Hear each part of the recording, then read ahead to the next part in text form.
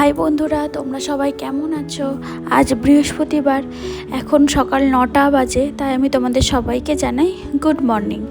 আমি সকাল 5:45 নাগাদ উঠেছিলাম। উঠে আমার হাজব্যান্ডের জন্য ব্রেকফাস্ট বানিয়ে দিয়ে তারপর ও ডিউটি বেরিয়ে গেল। তারপর আমি একটু শুয়ে পড়েছিলাম, কারণ শরীরটা ঠিক লাগছিল না।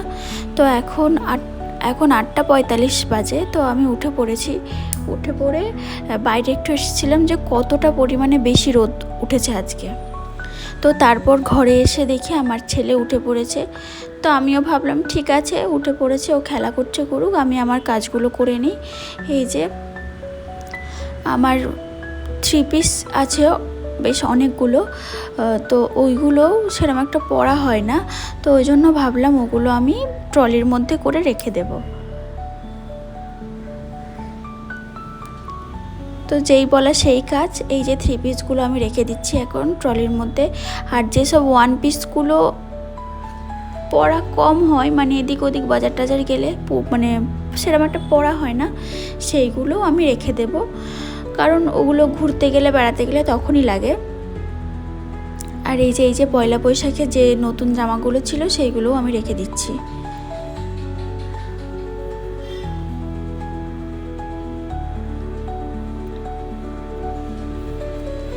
আর আমার ছেলে আমাকে বলছে, মাম্মা আমরা কি বেরু করতে যাচ্ছি? আমি বলছি না না, বেরু করতে যাইনি বাবা।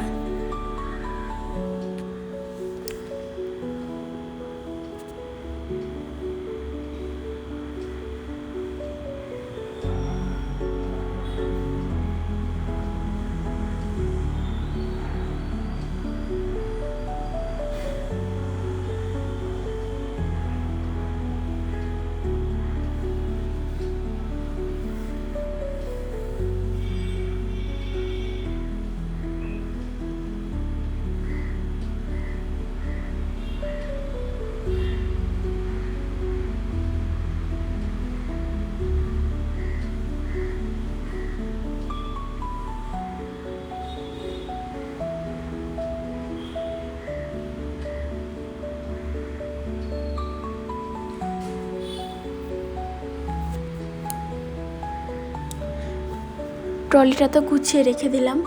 এরপর এই যে ওর খেলনাগুলো, এইগুলো রেখে দেবো একটা প্লাস্টিকের মধ্যে ভরে আপাততভাবে। এই যে বসার জায়গাটা বা আমার ছেলের খেলার জায়গাটা, এটা আমি এখন একটু পরিষ্কার করে গুছিয়ে নেব।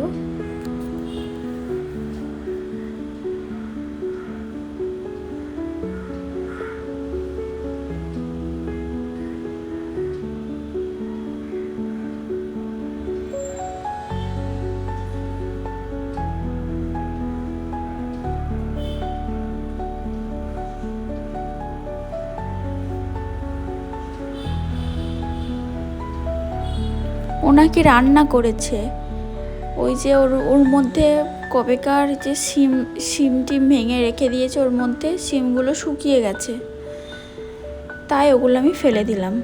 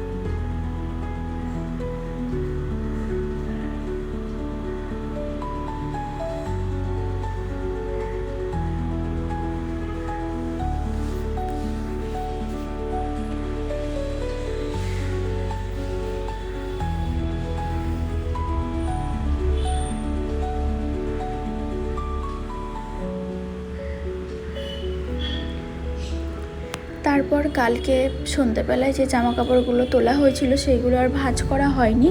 তো ওইগুলোই এখন ভাঁজ করার জন্য নিয়ে বসে পড়েছি।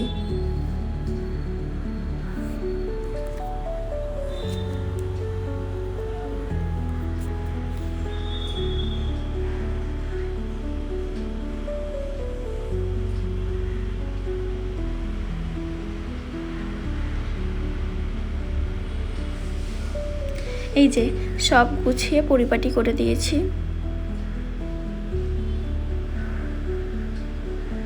এইদিকে টেবিলটাও গুছিয়ে নিয়েছি, আর টেবিলের আর এই যে জলের বোতলগুলো সব ভরে রেখে দিয়েছি। বেডরুমটাও পরিষ্কার করে গুছিয়ে নিয়েছি। তারপর সোজা চলে এসেছি রান্নাঘরে। বাসনপত্রগুলো ছিল, এগুলো মাজতে হবে। তার আগেই আমি আমাদের লাঞ্চের জন্য এইদিকে ভাত বসিয়ে দিয়েছি। তারপরে বাসনগুলো মেজে পরিষ্কার করে ওই যে রেখে দিয়েছি গামলার মধ্যে। আর এখন আমি বেডরুমটা মোছা আমার হয়ে গেছে, এখন রান্নাঘরটা মুছতে এসেছি। এই যে এবার রান্নাঘরটা মুছে নিচ্ছি ঝটপট করে।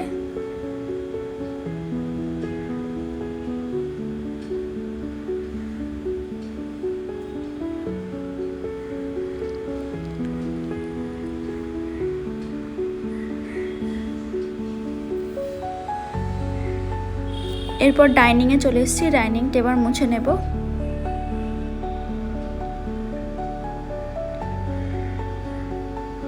একটু তাড়াতাড়ি করছিলাম, কারণ 12:30 বেজে গেছে। ছেলেটাকে স্নান করানো হয়নি, ওকে স্নান করাতে হবে, ওই জন্য একটু তাড়াতাড়ি করছিলাম।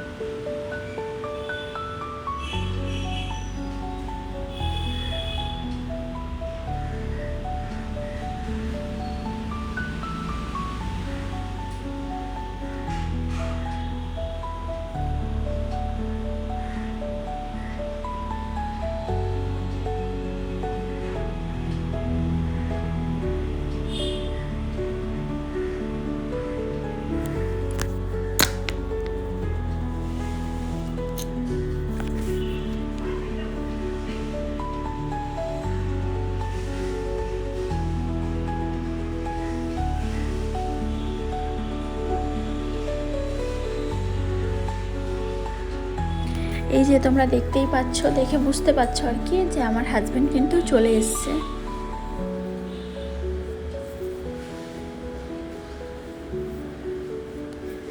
ওকে কিন্তু আমি মাঝখানে চাও করে দিয়েছিলাম। ও যতই গরম পড়ুক, যতই রোদ উঠুক, যতই যাই হোক, ও কিন্তু ডিউটি থেকে এসে 1 কাপ চা খাবে।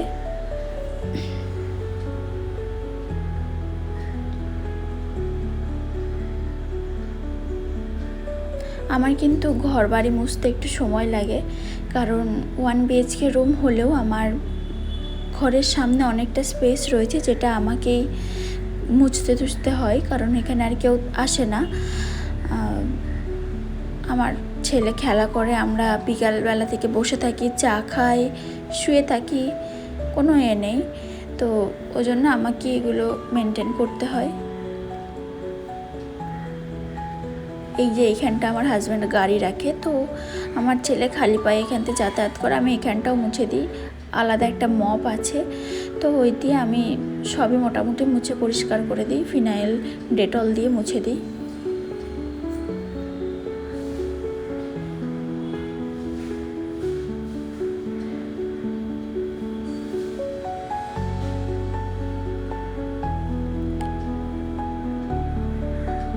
এখানে আমি ছেলেকে বলছি, বাবা তুই এখানে আসিস না, পড়ে যাবি। ও কিন্তু আমার কথা শোনেনি, ও ওখানেই দাঁড়িয়ে আছে।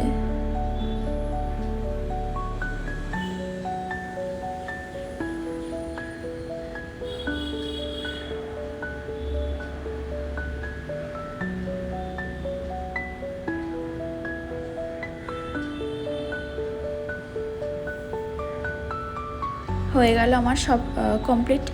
এবার তাড়াতাড়ি করে ছেলেটাকে তেল মাখিয়ে এবার স্নান করিয়ে দিলাম, দিয়ে ওকে রেডি করে দিয়েছি। ওকে খেলনাগুলো দিয়ে দিয়েছি, ওর ব্লগগুলো। আমি বললাম, বাবা তুই খেল, আমি আসছি, এসে তোকে আবার খাওয়াবো।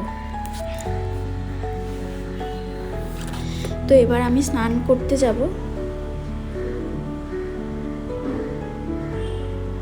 স্নান টান করে এসে তারপর আজকে বৃহস্পতিবার, তো বৃহস্পতিবারের পুজোও রয়েছে। এই যে আমি এখানে বাসনগুলো পরিষ্কার করে ধুয়ে এনে এই যে পুজো করতে বসেও পড়েছি বৃহস্পতিবারের।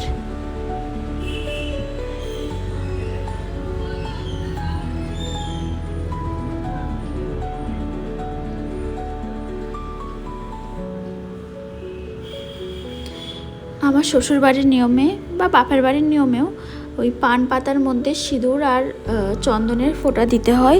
তো সিঁদুরের ফোঁটা তো দেওয়া হয়ে গেছে, এবার চন্দনের ফোঁটা দেবো, ওই জন্য চন্দন ঘষে নিচ্ছি এখানে।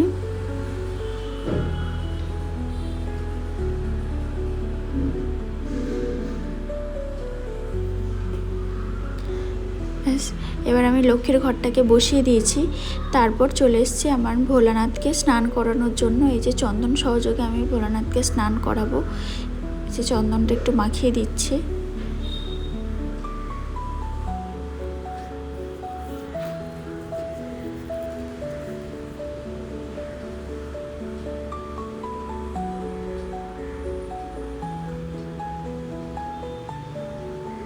এই যে এখন স্নানও করিয়ে দিচ্ছি।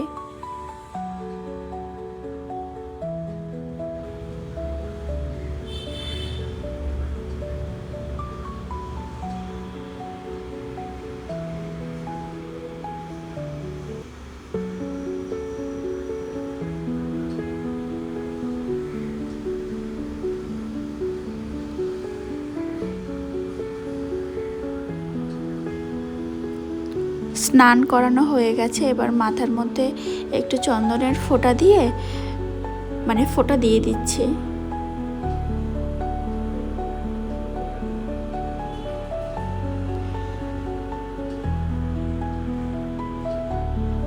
তারপর আমি ওনার আসনে ওনাকে বসিয়ে দিলাম। দেন আমি এখানে লক্ষ্মী পাঁচালি পড়ছি। সন্ধেবেলা করে হয় না, ওই জন্য আমি সকালের দিকেই পড়ে নিই।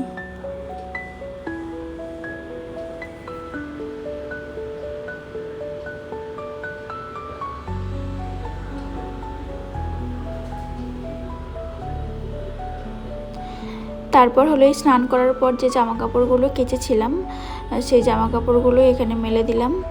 আর হাওয়াও দিচ্ছিল, এই যে বুঝতে পারছো হয়তো।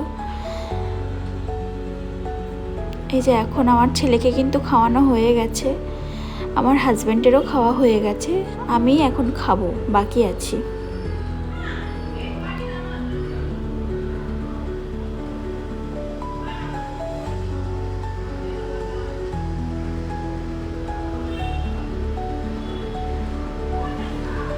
এই যে আমারও খাওয়া দাওয়া কিন্তু হয়ে গেছে। খাওয়া দাওয়া হওয়ার পরে এই যে অল্প একটুখানি ভাত ছিল সেটাই রেখে দিয়েছি। তারপর শুয়েছিলাম ঠিকই, কিন্তু ঘুম আর হয়নি, কারণ আমার ছেলে ঘুমায়নি আজকে দুপুরে। ও এই যে এখানে খেলা করছিল, আর আমি এই যে এইভাবে ওকে যে কালারগুলো রঙগুলো ওকে চেনাচ্ছিলাম, এটা এই রঙ, এটা ওই রঙ, এটা এই কালার, ওইটা ওই কালার। ও তো এখানে খুব খুশি।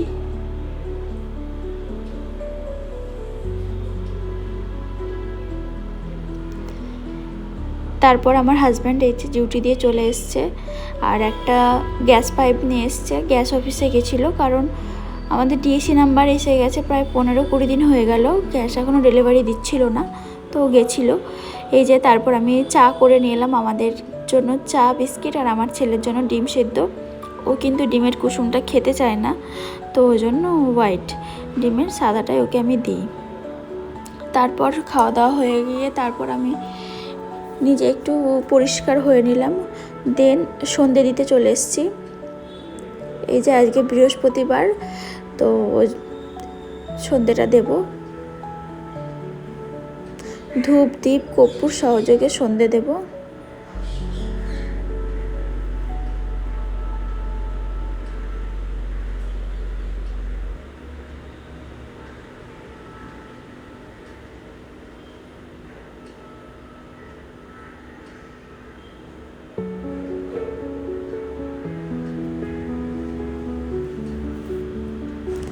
দেখেছো, পুজো দিতে গেছি, তাও আমার ছেলে বদমাইশি করছে।